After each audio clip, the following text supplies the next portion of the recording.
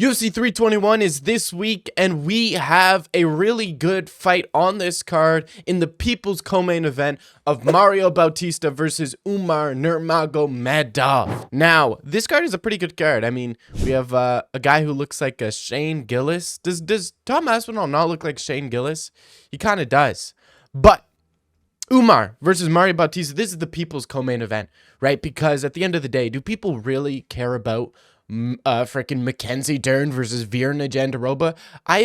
Is there such thing as a Virna Jandiroba fan? If you guys are a Virna Jandiroba fan, please comment down below. I know there's a bunch of Mackenzie Dern fans, but the only problem with Mackenzie Dern fans is that they're fans of Mackenzie Dern, not because of what she does inside the octagon. They're kind of just fans of her for what she does outside the octagon, particularly in embedded episodes and weigh-in shows. People love to see the weigh-in shows. I'm pretty sure the biggest numbers any woman gets in a fight week is Mackenzie Dern during weigh-ins, but it's the co-main event.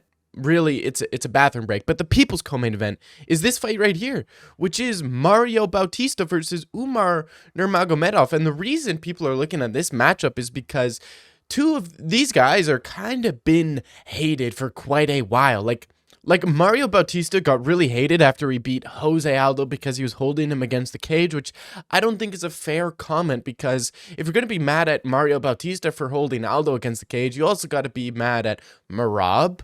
You also got to be mad at Volkanovski. These are guys you have to be mad at for holding Aldo against the cage, because Mario did it, same with these other guys. And Umar, people hate him because he's Dagestani. I mean, is there any other reason why people hate Umar? Maybe people don't like him because they feel like he has privilege, and you know what? That's a fair criticism. People feel like the Dagestanis do get a level of privilege because they're kind of known, they're kind of famous because of what Habib has built up for them. But at the end of the day, they're all fairly pretty good. They're all typically pretty good. So the justification for why they get this privilege of fighting so high in the rankings was, not as many fights as some of the other guys, I feel like is justified because they have almost proven themselves via Habib, right?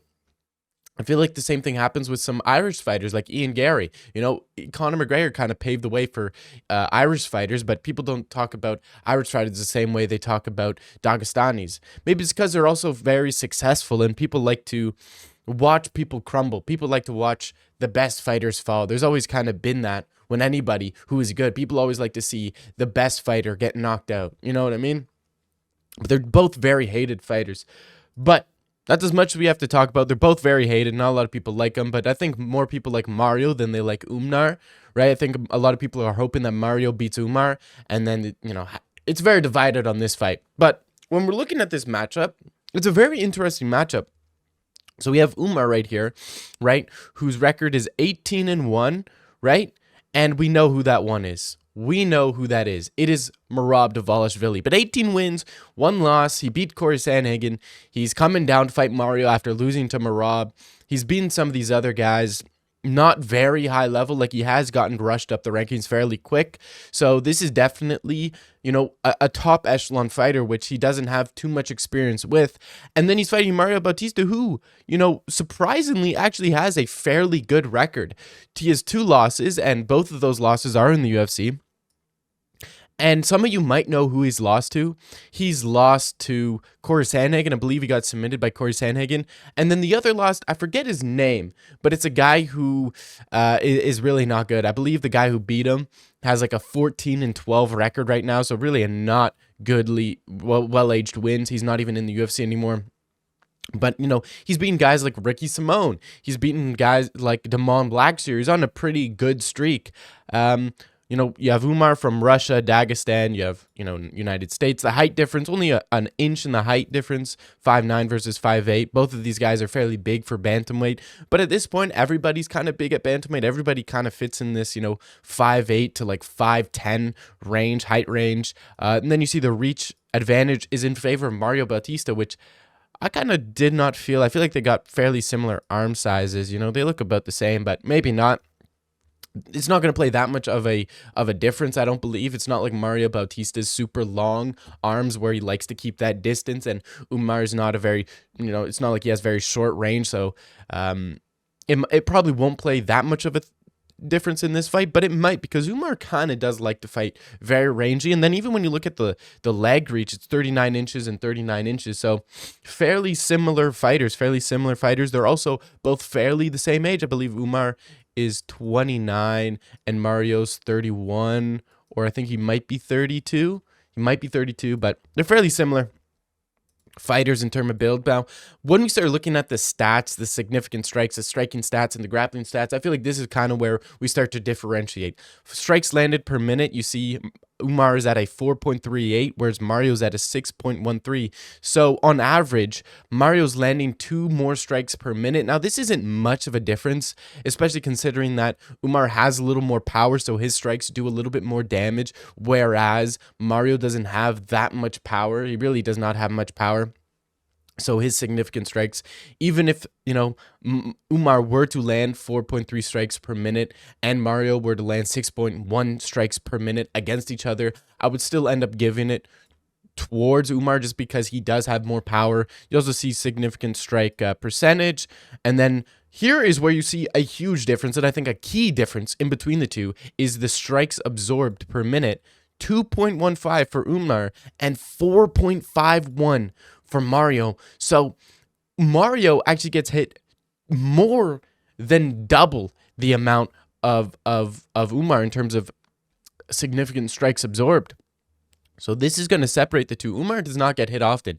2 strikes per minute is not a lot. 2 significant strikes per minute, that's really nothing. Like a 2 down the pipe, a kick, a body kick every minute, that's really not a lot, whereas Mario gets hit 4 times a minute, which really starts to add up, especially when you're fighting tough fighters like Umar, who will, make this a prolonged fight. You're not going to be finishing him very easily. And then defense, they're fairly close, 55% to 60%. But overall, significant strikes. You're looking at this from a striking perspective, a stats perspective. Umar does have the advantage. He really does have the advantage. And then when you go into the grappling, another interesting stat breakdown where we see takedown averages per 15 minutes. We have 3 takedowns every 15 minutes. So in a 3-round fight, Umar's getting 3 takedowns and Mario's getting 1.6. So that just means that Umar, he's more guy to offensively grapple, whereas Mario Bautista shown that he doesn't really offensively grapple. They actually have surprisingly similar takedown accuracy, 40% for Umar. This probably got fairly deflated when he fought guys like Merab, right? He had a really hard time fighting Merab, and he's a very hard guy to take down in general, so that probably was higher before he fought Merab. And then only 6% different between Mario at a 33% takedown accuracy. It's just that Umar is shooting a little bit more, and he's a little bit more accurate, but not extremely accurate. Takedown defense, almost 80% takedown defense. This was probably 100% until he fought Merab. So, you can't take too much from that. And then, obviously, Mario hasn't been fighting too many guys that have, great takedowns. He has been fighting some guys who have great takedowns, but he's been fighting kind of mid-level opponents recently. And, this is a little bit concerning, meaning I think Umar will most likely, looking at the stats, he will most likely take down Mario. But will that lead to anything? Doesn't look like it. Per 15 minutes, how many submissions is he averaging? 0.31, 0.77. So submission offense, Mario's more likely to throw up submission. So I think that's actually fairly interesting. But that's just the stats breakdown. Stats don't mean anything when you look at a fight in the whole. So let's take a look at both these guys, some of their fights, and see how they actually will do against each other. So this is a fight between Ricky Simón and Mario Bautista. As you see, Ricky Simón was ranked number 13. You see Mario Bautista's 30 years old in this one. And here it says he has a 69-inch reach, which was completely different than what they had on the other one. But, I digress. But let's see how this fight really played out. So you can see that Mario Bautista is trying to be extremely safe, just kind of skirting on the outside, not getting too close into range because he knows that Ricky Simón does have that one-hitter quitter overhand right hand that can come up top and land. So Mario Bautista is kind of just skirting on the outside, going to the left, going to the right, jumping in, and then jumping right back out immediately, landing this jab to the face. But overall, he knows what he's doing. He's being very smart fighting Ricky Simón because he has a lot of power, and he's being very cautious. See that? The moment Ricky Simón entered in, Mario Bautista also kept that distance and started circling to the side to make sure that Ricky Simón wasn't able to unload his right hand. Ooh! Y'all see that? That was close. That was close. The moment Mario Bautista tried to enter, Ricky Simón tried to counter with that check hook. And one thing you do notice is that sometimes Mario Bautista can get caught with his hands down low. Sometimes he has them up high, but sometimes they are down low, which can be good in some scenarios. But when guys are able to, throw kicks, throw that lead kick up high or throw this kick up high, you want your hands up. But the moment you have your hands up, that leads for the takedown possibility. So it's kind of a pick your poison situation, especially when you're fighting a guy like Umar who can strike and who can mix up the takedowns. So he brings his hands back up, lands a nice leg kick. Ooh, gets tagged a little bit, but he kind of blocked the majority of that. He took a lot of the speed off that punch, and he ends up getting out of the way of that shot. See, he's very cautious. He's very much a cautious fighter, looking to pick his shots, backing up, going left, going right. Really likes to pick his shots and doesn't like to give his opponents too many opportunities, which can lead to a boring fight. But I think that against Umar, it won't be that boring because Umar's better than Mario Bautista at playing this kind of range game. So he goes in for a blitz there, but let's rewatch that in slow motion because I think I saw something there a little bit that's a little suspect. So he jumps up in the air. Interesting. He jumps straight up, feints a jab to get that high guard of Ricky Simón. And then he does a big lunging step with a long jab to occupy the guard. Tried to go with that too, just kind of hit him. And then look at this. Look how high his chin up. I feel like we've seen this. Who have we seen this? Anderson Silva? I forget his name, but, coming in, blitzing in with your chin up isn't very good. Now, this does leave opportunities for the takedown here with this blitz, but Mario Bautista doesn't really mix it up all too often, as we saw by the stats breakdown. But look how open his chin is. If there was a technical striker here, a counter striker like Umar, this is an opportunity to land right on that chin. But it ends up backing Ricky Simón all the way up to the cage.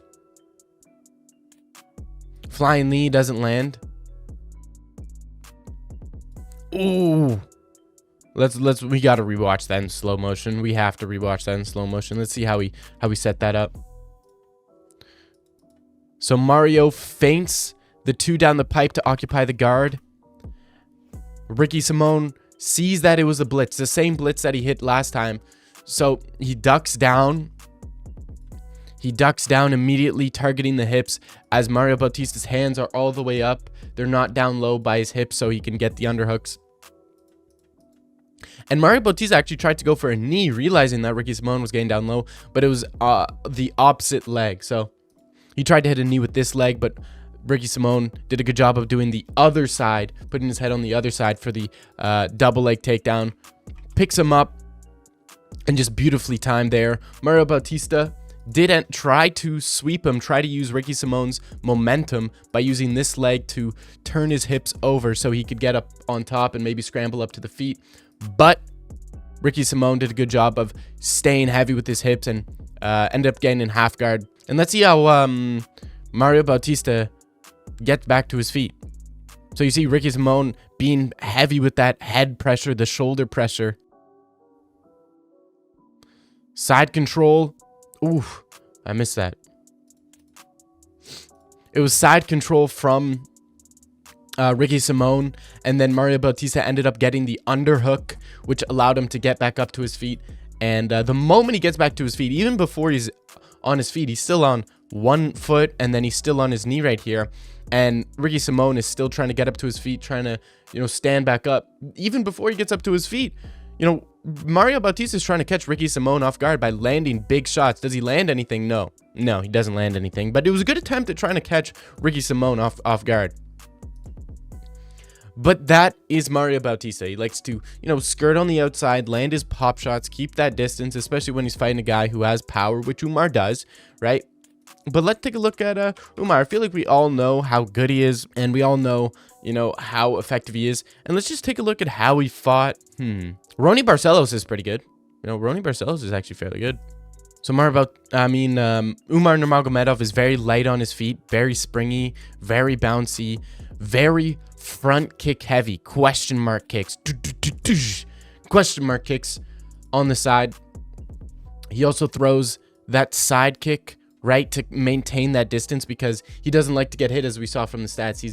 He doesn't get hit all too much, and he likes to maintain that distance. Lots of switch stances from his as well, which is very good. And you can see Ronnie Barcelos tried to blitz like Mario Bautista, and he gets out of the way. And even when Ronnie Barcelos was blitzing in, Umar is very aware when he's getting blitzed. He's not like Ricky Simone where he's covering up, backing up straight. He's very aware. He's backing up, but his eyes are on his opponent. He can see what he's doing, so he can look for that counter shot. Feinting that, he loves to feint that lead leg kick because you don't know what it's going to be. Is it going to be a teep? Is it going to be a side kick? Is it going to be a question mark kick? You don't really know with Umar, and it can be very confusing and very frustrating because it almost catches his opponent frozen there in their stance, being like, okay, what am I looking at? Am I looking at what do I need to do? Do I need to pressure in to avoid the head kick, or do I need to back up to avoid getting stabbed in the body with a kick? See, look how fast that was. Just flings it up there, and it doesn't have much power, these front leg kicks, but they can catch you off guard and they can clip you, they can wobble you, and that's kind of the purpose of throwing these lead leg kicks. Nice leg kick from him. Push kick beautifully, and look how he bounces. Look how when he's getting blitzed, he's not covering up. Right, his arms aren't by his head, and he's not covering up and shelling up like this. He's aware. He's long. He's springy on his leg, so he can, bounce backwards and skirt backwards. But his eyes are aware. His eyes are looking at what you're going to do. So if you're blitzing forward, he can capitalize on it, and he might just capitalize against Mario Bautista. See, look at that. He was even looking for that check hook, and if Mario Bautista tried to do that blitz like he did on Ricky Simone against Umar would have KO'd him with that check hook. Ooh, nice jab there. It was a fast jab from Umar. That's going to be important too. One thing I do find interesting throughout this fight, Umar has never shot a takedown yet. He hasn't shot a takedown, and he hasn't even level changed to fake the takedown, which I think should be very important. Ronnie Barcelos does have good jiu-jitsu, does have good wrestling. We saw that in the Peyton Tabit fight. But still, surprising. Maybe that's because he doesn't like to wrestle. Maybe it's because he gets tired when he wrestles. Maybe he's like an Ankalaev and less of like a Khabib. Khabib really didn't get tired from wrestling. Islam can get tired, but not really that much. Ankalaev gets really tired from wrestling. Maybe Umar is similar like that. Maybe a thought to think about. Ooh! Let's see that in slow motion there. We got to get that finish in slow motion here. Umar moving around the octagon, right? Finally feints the level change there. Goes for that knee. And right here, Ronnie Barcelos almost didn't know what to do. Like, he's trying to frame on Umar, stopping Umar from getting close. Maybe he thought Umar was trying to go for a clinch or something. Umar tries to land that knee, step-in knee, doesn't land. And look what that does. It forced Ronnie Barcelos to almost hunch over like this to avoid the knee, and that exposed his chin up in the air, and he just clipped him. Oh, I don't even want to see his head drop, but yeah, he made his head drop. But yeah, guys, what do you think? Who do you think is going to win? Mario Bautista, Umar Nurmagomedov? If I'm going to predict this one, I feel like this is a pretty obvious pick. I'm going Umar. Now, can he KO Mario Bautista? Mario Bautista is he's a tough cookie. He's a tough dog. He's a tough window to crack. But I'm going to Umar Nurmagomedov. Dominant decision. I think he can either pick Mario Bautista from the outside, he can pick him off from there, or he can try to go in and land his shots going forward. But I think he's just going to pick Mario Bautista pick his shots, and get the win. Get the win from there. He's just going to frustrate Mario Bautista and get the win. It's going to be pretty dominant. I don't think Mario Bautista is going to win at all. I think he has 0% chance to win. That's my opinion. But let me know your guys' opinion down below, man. It's been your boy Dagan May, and I'm signing out. Peace.